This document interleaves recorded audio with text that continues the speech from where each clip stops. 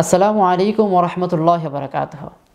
সম্মানিত দিনী ভাই বোনেরা, পবিত্র কোরআনের গল্পসমূহ থেকে আজ আমরা হযরত লুকমান হাকিমের উপদেশসমূহ শুনব। আরবে লুকমান হাকিমের নাম একজন জ্ঞানী ও বুদ্ধিমান হিসাবে সবার মুখে মুখে প্রচলিত ছিল। তার অসংখ্য উক্তি আরবে প্রবাদে পরিণত হয়েছিল। সবাই তাকে জ্ঞানী, বিদ্বান হিসাবে জানত। এই জন্য তাকে সবাই হাকিম বা বিজ্ঞ বলে ডাকত। তাকে আফ্রিকা থেকে কৃতদাস হিসেবে আনা হয়েছিল। তিনি দেখতে ছিলেন কুচকুচে কালো, কিন্তু আল্লাহর দেওয়া জ্ঞান, যোগ্যতা, দক্ষতা ও তাকওয়ার গুণে তিনি সবার নিকট অত্যন্ত সম্মানিত এবং প্রিয় পাত্র হয়ে উঠেছিলেন।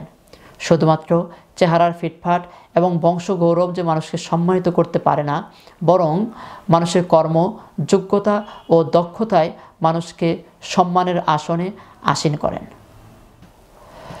লুকমান হাকিমের হিকমত বা প্রজ্ঞাপূর্ণ কথাগুলো আরবের লোকদের কাছে খুব প্রিয় ছিল।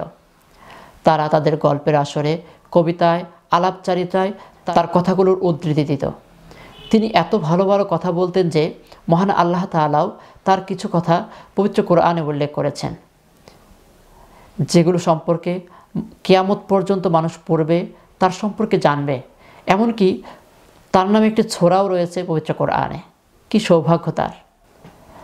হযরত লুকমান হাকিম আল্লাহ তাআলার প্রিয় বান্দা ছিলেন।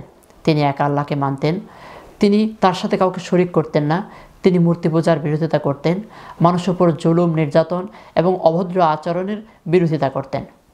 আরবরা হযরত লুকমান হাকিমকে অত্যন্ত পছন্দ করলেও তার কাজ এবং বিশ্বাসকে গ্রহণ করেনি, বরং তারা তার উল্টোটা করত। তারা মূর্তি পূজা করত, আল্লাহর সাথে শিরক করত।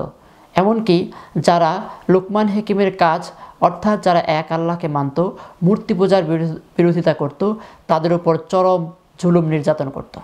হযরত লুকমান হাকিম তার পুত্রকে উপদেশ দিতে গিয়ে তার বিশ্বাসের কথা ভুলেননি। একদা তার পুত্রকে উপদেশ দিতে গিয়ে বলেন, হে আমার প্রিয় পুত্র, তুমি আল্লাহর সাথে কাউকে শরীক করো না, কেননা শিরক চরম জুলুম।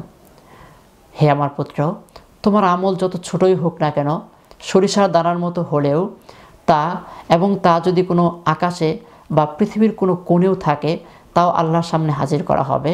আল্লাহ সূক্ষ্মদর্শী এবং প্রজ্ঞাময়।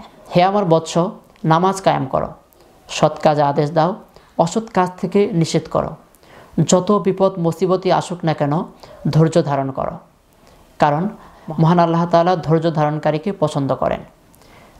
হে আমার বৎস, মানুষের দিক থেকে মুখ ফিরিয়ে অধ্যত্বপূর্ণভাবে চলাফেরা করো না, কেননা আল্লাহ তাআলা অধ্যত্বপূর্ণ অহংকারীকারীকে পছন্দ করেন না। হে আমার প্রিয় পুত্র, তোমার চালচলনে মধ্যম পন্থা অবলম্বন করো, তোমার কণ্ঠস্বরকে নিচু করো, কেননা সব আওয়াজের মধ্যে সবচেয়ে অপ্রীতিকর আওয়াজ হচ্ছে গাধার আওয়াজ। কি সুন্দর উপদেশ তিনি তার ছেলেকে দিয়েছেন। আমরাও যদি এই উপদেশগুলো আমাদের জীবনে মেনে চলি, তাহলে আমরাও ভালো মানুষ হিসেবে পরিগণিত হব।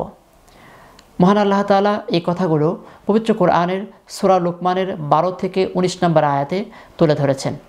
আমরাও যেন পবিত্র কোরআন থেকে শিক্ষা নিয়ে জীবন গঠন করতে পারি। আল্লাহ তাআলা তৌফিক দান করুন। আমিন।